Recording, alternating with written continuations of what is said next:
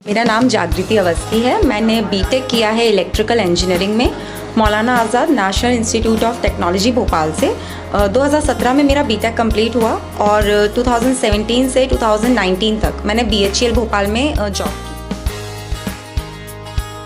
मैं BHEL भोपाल में नौकरी कर रही थी, उस समय मुझे ऐसा लगा कि मुझे थोड़ा डाइवर्स एक सर्विस की तरफ ट्राई करना चाहिए, क्योंकि हम इतने लोगों से मिलते हैं, लेबर वर्क होता है, महिलाएं आती थी BHEL में, और मैं सोचती थी कि मैं इनके लिए क्या कर सकती हूँ।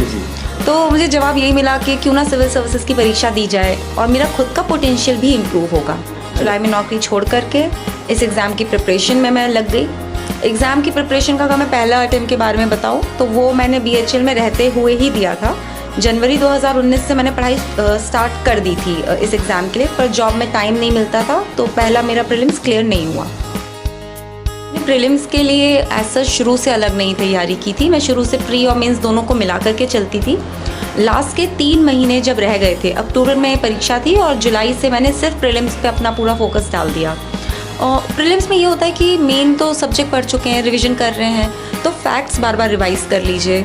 और मॉक टेस्ट का एनालिसिस बहुत इंपॉर्टेंट है कि आप ये देखें कि कौन सा टॉपिक वीक है, कहाँ गेस वर्क काम नहीं कर पाता। उस तरह की जब आप एनालिसिस कर लेंगे तो आपको बहुत प्रीलिम्स में हेल्प मिलेगी। आंसर राइटिंग के लिए मेरा ये मैसेज है कि जब आप प्रिपरेशन स्टार्ट करें तो don't go behind it. Daily answer writing की प्रैक्टिस उतनी फ्रूटफुल नहीं होगी। आप जब स्टार्ट कर रहे हैं तो प्रीवियस ईयर के जो मेंस के क्वेश्चंस हैं उनको लिखिए। महीने भर में सिर्फ चाहे आप 10 क्वेश्चंस क्यों ना लिखें, और समझ लीजिए कि कीवर्ड क्या है, discuss, analyse, critically analyse, examine, कि क्या पूछा गया है, उसके हिसाब से अपना क्वेश्चन लिखिए। 10-10, 20-20 मिनट लीजिए क्वेश्चन लिखने के लिए, और फिर उसको ये सोचिए कि इसको बेहतर कैसे बनाया जा सकता था। जब ये प्रैक्टिस आप लगभग 2-3 महीने कर लेंगे और आपने 30-40 क्वेश्चन में इतना ज़्यादा एनालिसिस कर रखा होगा, फिर आपको जो स्ट्रक्चर है आंसर्स लिखने का जो तरीका है वो फ्री फ्लोइंग तरीके से आ जाएगा। जब मेरा प्री का फिर रिज़ल्ट आ गया, उसके बाद मैंने मेंस की टेस्ट सीरीज़ ली और उसमें फिर आप प्रॉपर प्रैक्टिस करते हैं। आयस बाबा की TLP एक सीरीज़ होती है, वो भी लिखी थी। तो ये मेरी स्ट्रैटेजी रही। CSAT क्वालिफाइंग नेचर में है, और चूंकि ये दूसरे उसमें होता है शिफ्ट में, तो कई बार क्या होता है, फर्स्ट पेपर कुछ बिगड़ गया या ऐसा लगा कि एक्सपेक्टेशन के हिसाब से नहीं है, तो कई लोग उसको हल्के में ले लेते हैं। तो पहले तो जब भी आप दे रहे हैं CSAT का पेपर तो फुल कंसंट्रेशन से दीजिए। दूसरी चीज़ प्रैक्टिस। जो लोग इंजीनियरिंग या मैथमेटिक्स बैकग्राउंड के हैं, आप ये मत सोचिए कि हम सीधे जा कर के वो लिखेंगे, क्योंकि कई बार मान लीजिए पैराग्राफ रीडिंग ज़्यादा आ गई, तो प्रैक्टिस करिए। यदि आप नॉन इंजीनियरिंग बैकग्राउंड के हैं तो देखिए 10th तक की मैथ्स ही पूछी जाती है, तो डोंट रन बिहाइंड एनीथिंग। मेरे हिसाब से उसमें कोचिंग से ज़्यादा अच्छा है कि आप 10th की NCERT ले लीजिए या RD शर्मा ले लीजिए, अगर आपकी ज़्यादा वीकनेस आपको लगती है। डेली थोड़ा थोड़ा रिवाइज़ करिए। बहुत जेनेरिक क्वेश्चंस हैं, आपको यूट्यूब पे लेक्चर्स भी मिल जाएंगे इस चीज़ के। मैं ऐसे राइटिंग की आपको एक चीज़ बताऊँ, मैंने कोई ऐसे की टेस्ट सीरीज़ नहीं ली थी। मैंने ऐसे की पूरी तैयारी प्री के रिज़ल्ट के बाद ही की है। अनुदीप दुरी शेट्टी सर, जिन्होंने टॉप किया था 2017 में, मैंने उनका जो ब्लॉग है ऐसे राइटिंग पे, वर्डप्रेस पे है या मुझे याद नहीं आ रहा किसके, उसमें उन्होंने पूरी ऐसे है क्या, कैसे लिखते, पूरी स्ट्रैटेजी शेयर की। उनके नोट्स भी हैं उसमें, कोटेशंस की लिस्ट भी है और सैम्पल एसेज भी हैं। उनको मैंने 2-3 बार पढ़ा ताकि मैं ये समझ सकूं कि ऐसे में आखिर लिखना क्या है, कितना डिफरेंट अप्रोच है। फिर मैंने प्रीवियस ईयर के 2-3 साल के पेपर्स उठाए और 6 से 7 एसेज मैंने खुद लिखे घर पे रहकर, और अपने एक फॉर्मर कलीग से मैंने उसे इवैल्यूएट करवा लिया। तो वो फीडबैक दे देते थे, क्योंकि टाइम इतना बचा नहीं था कि मैं टेस्ट सीरीज़ ले पाती, और ज़रूरत भी नहीं है। अगर आपकी राइटिंग स्किल ठीक ठाक है तो उतना इम्पॉर्टेंट नहीं रहता है। मेरी बुक का जो कंटेंट है बहुत ही स्पेसिफिक, मैं एक एक सब्जेक्ट वाइज बता देती हूँ। हिस्ट्री में एंशिएंट हिस्ट्री के लिए मैंने अपने खुद के कुछ नोट्स बनाए थे NCERT से, हालांकि NCERT बहुत कॉम्प्रिहेंसिव हो जाती है उसके लिए। तमिलनाडु बोर्ड की 11वीं क्लास की बुक आप पढ़ लीजिए। एंशिएंट के साथ साथ मिडिवल भी उसी से कवर हो जाएगा। मिडिवल में खासकर ध्यान दीजिए कि political structure, economic structure, social structure, art and culture, ये ज़्यादा इंपॉर्टेंट है। इवन एंशिएंट में भी यही चीज़ें ज़्यादा इंपॉर्टेंट रहती हैं। आर्ट एंड कल्चर इसी का पार्ट रहता है एक तरीके से। उसके लिए मैंने नितिन सिंघानिया सर के हैंड रिटन नोट्स और फाइन आर्ट्स एनसीईआरटी की आखिरी के कुछ 4-5 जो पेजेस हैं ग्लॉसरी के, इस बार प्रीलिम्स में डायरेक्ट ग्लॉसरी से क्वेश्चन था, वो मैंने पढ़ी। और फाइन आर्ट्स की बुक में जो बॉक्सेस हैं हर मॉन्यूमेंट के बारे में वो किए। मॉडर्न हिस्ट्री के लिए केवल राजीव अहीर सर की मैंने स्पेक्ट्रम बुक पढ़ी। ज्योग्राफी की बात करें तो 2+2 11th और 12th की जो एनसीईआरटीज़ हैं बस वो कंप्लीट की थी, और राजतनिल सोलंकी मैम के वीडियो लेक्चर्स देखे थे कंसेप्ट समझने के लिए। एनवायरनमेंट की बात की जाए तो 11th की केमिस्ट्री में एनसीईआरटी 1 चैप्टर या 2 चैप्टर्स हैं, और 12th की बायोलॉजी में 3-4 चैप्टर्स हैं, 4 चैप्टर्स हैं, उनको पूरा कंप्लीट कर लिया। फिर जो कुछ भी वो पूछे जाते थे, जैसे करंट अफेयर्स में मैं पीटी 365 जो आती है कंपाइलेशन, उसको पढ़ती थी साथ में हर सब्जेक्ट के लिए। तो मैं उसमें अगर कोई कीवर्ड है जैसे कि बेसल नॉर्म्स है या स्टॉकहोम कॉन्फ्रेंस है, उस तरह का कुछ भी अगर आ रहा था तो मैं उसको बैठ करके फिर डिटेल में इंटरनेट पे गूगल करके या कुछ भी फिर मैं उसको देखती थी या डिटेल में पढ़ती थी। इन 2 चीज़ों के अलावा बहुत इंपॉर्टेंट है एनवायरनमेंट और ज्योग्राफी दोनों में मैपिंग। मैंने स्टूडेंट का एटलस ऑक्सफर्ड का जो आता है वो यूज़ किया था, आप दूसरा भी कोई कर सकते हैं। और साथ में गूगल मैप्स बहुत अच्छा सोर्स है, क्योंकि उसमें आप पिन पॉइंट लोकेशन देख सकते हैं चीज़ों की बस, और वहाँ पे आसपास कोई नदी है या कुछ है। एनसीईआरटी में जितने भी लोकेशंस आपको पढ़ें, आप उसको ज़रूर एक मैप बना लीजिए। एक्चुअली आई एम प्लानिंग कि जब मैं फ्री हो जाऊँ तो मैं अपने नोट्स को स्कैन करके शेयर कर दूँ, बट वो थोड़ा सा टाइम शायद लगेगा, और अभी प्रीलिम्स भी है। तो आप लोग तब तक अपनी खुद की मैपिंग करिए। अगर कोई नेशनल पार्क इंपॉर्टेंट है, न्यूज़ में है, जैसे पन्ना टाइगर रिजर्व है, मध्य प्रदेश में ही है, उसमें केन रिवर बहती है साइड से, तो ये आपको मालूम होना चाहिए। इस तरीके की मैपिंग कर लें। वर्ल्ड मैपिंग भी, वर्ल्ड मैपिंग आप कॉन्टिनेंट बाय कॉन्टिनेंट करें तो वो टुकड़ों में, छोटे छोटे टुकड़ों में टूट जाती है, और राजतनिल सोलंकी मैम ने भी उसको काफ़ी अच्छा कवर किया हुआ है। ज्योग्राफी एनवायरनमेंट हो गया। पॉलिटी की बात करते हैं, लक्ष्मीकांत और पीटी 365। मैं बार बार पीटी 365 या मेंस 365 इसलिए नहीं कह रही क्योंकि ये तो करना ही करना है, वो करंट अफेयर्स का पार्ट हो जाता है एक्चुअली।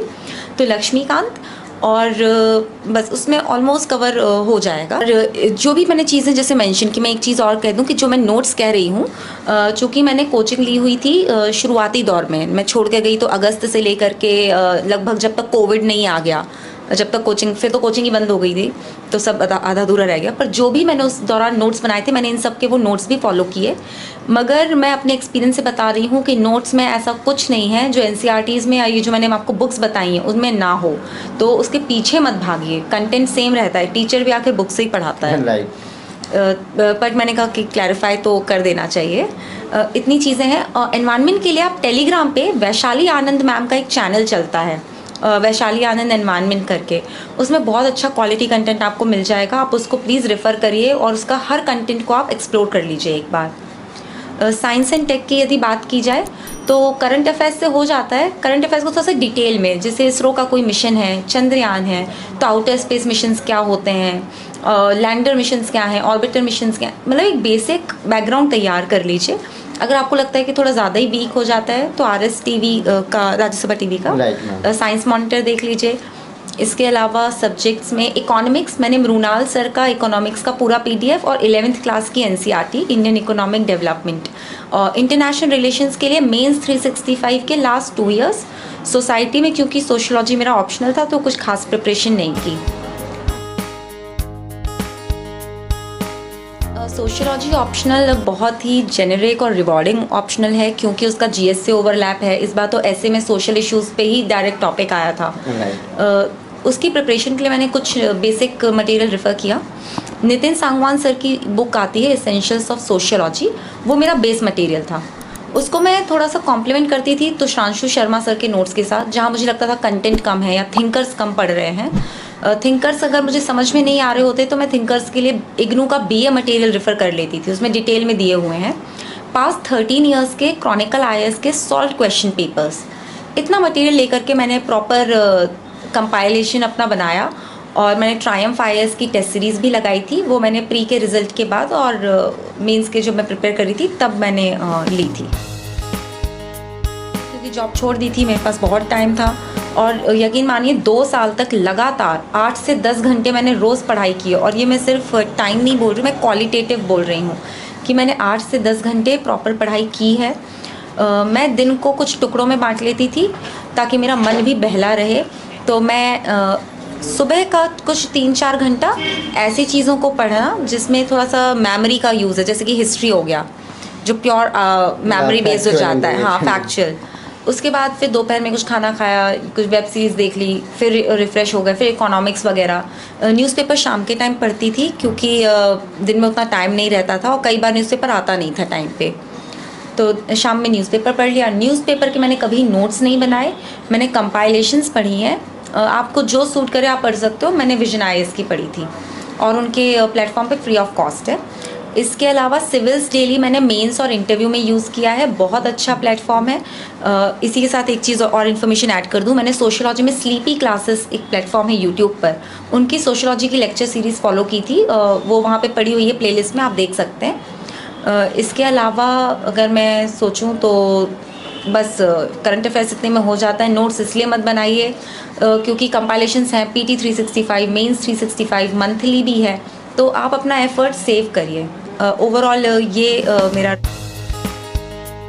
देखिए सिलेबस को, यदि आपको यूपीएससी की जो साइट पे डायरेक्ट है, अगर आपको ऐसा लगता है कि थोड़ा सा मतलब ज़्यादा ही कॉम्पैक्ट है या बिल्कुल ही स्टार्टर हैं, तो कुछ कोचिंग इंस्टीट्यूट्स भी हैं जो उसको एनालाइज करके दे देते हैं। जैसे जीएस स्कोर का एक आता है सिलेबस, उन्होंने अच्छे से पॉइंट वाइज फॉर्मेट में थोड़ा सा एक्सप्लेन कर रखा है, तो वो आपको मिल जाएगा, ईजिली अवेलेबल रहता है।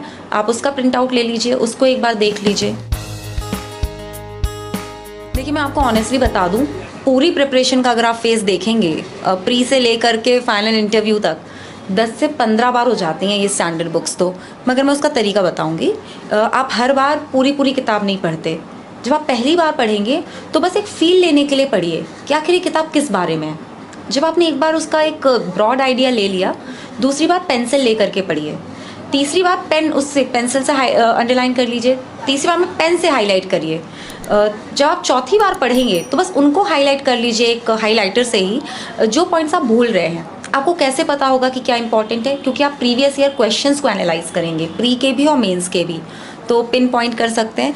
और जब आप 5वीं बार रिवीजन करेंगे तो सिर्फ हाईलाइटेड पोर्शन को रिवाइज करना है, उसमें भी आप स्टार मार्क लगा लीजिए, कुछ टिक मार्क लगा लीजिए। फिर जब आप मतलब सक्सेसिव रिविजन्स छोटे होते जाते हैं। इंजीनियर्स के सिलेक्शन का ये है कि आजकल हर इतना, क्योंकि डिजिटल एम्पावरमेंट है कि सभी लोग सभी ऑप्शंस को एक्सप्लोर कर रहे हैं, और इंजीनियर्स तो मेजॉरिटी भी हैं स्टूडेंट कम्युनिटी में, काफ़ी हमारी पॉपुलैरिटी रहती है। 50% से 60% हो सकता है इंजीनियर्स हों जो इस एग्ज़ाम में अपीयर ही होते हैं।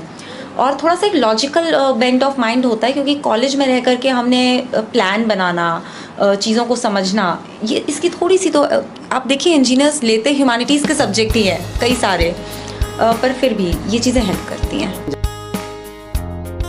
रिजल्ट आने के लगभग 10 मिनट पहले तक, क्योंकि ऐसा लग रहा था कि आज आ जाएगा, और टेलीग्राम पे कुछ चैनल्स पे लोग फोटोज़ डाल रहे थे यूपीएससी के, बोर्ड अब खुल रहा है, बोर्ड पे लग रहा है, तो डर लग रहा था काफ़ी। पर मैं पढ़ रही थी प्रीलिम्स के लिए, क्योंकि प्रीलिम्स में अब टाइम नहीं है।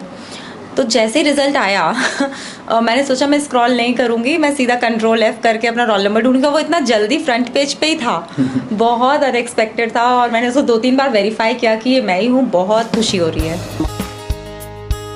मेरी हॉबीज़ एक्चुअली स्टडी के टाइम पे ना इतना एक्स्ट्रावेगेंट हॉबीज़ मेंटेन करने का टाइम नहीं होता है, तो वेब सीरीज़ कभी देख लेती थी। और वैसे मुझे इवेंट्स ऑर्गेनाइज़ करना पसंद है, मुझे हेल्थ कुकिंग करना पसंद है, फोक म्यूज़िक सुनना पसंद है। क्योंकि 2 साल ले लेता है ये एग्ज़ाम, मतलब 1 साल की प्रिपरेशन, फिर 1 साल का एग्ज़ाम की प्रक्रिया, तो आपको अपना मेंटल बैलेंस बनाए रखना बहुत ज़रूरी है। आप एक दिन पढ़ सकते हैं कि आप सिर्फ पढ़ते रहें, मगर वो फिर रूटीन में नहीं पॉसिबल होता।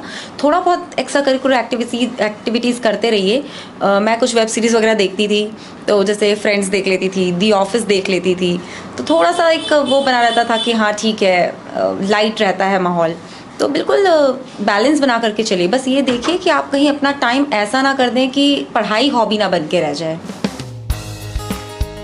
जब भी कि आप तैयारी शुरू करें, एक क्लैरिटी के साथ करें, सारे कन्फ्यूजन्स को दूर कर दीजिए, ताकि एक बार जब आप स्टार्ट कर दें पढ़ाई तो कहीं भी आपको रुकना ना पड़े, कुछ सोचना ना पड़े, ये बहुत ज़रूरी है। तो जो भी मैंने कहा कि सिलेबस देख लेना, प्रीवियस ईयर क्वेश्चंस देख लेना, बुक लिस्ट फाइनलाइज कर लेना, तो ये सब चीज़ें पहले कर लीजिए, उसके बाद ही स्टार्ट करिए।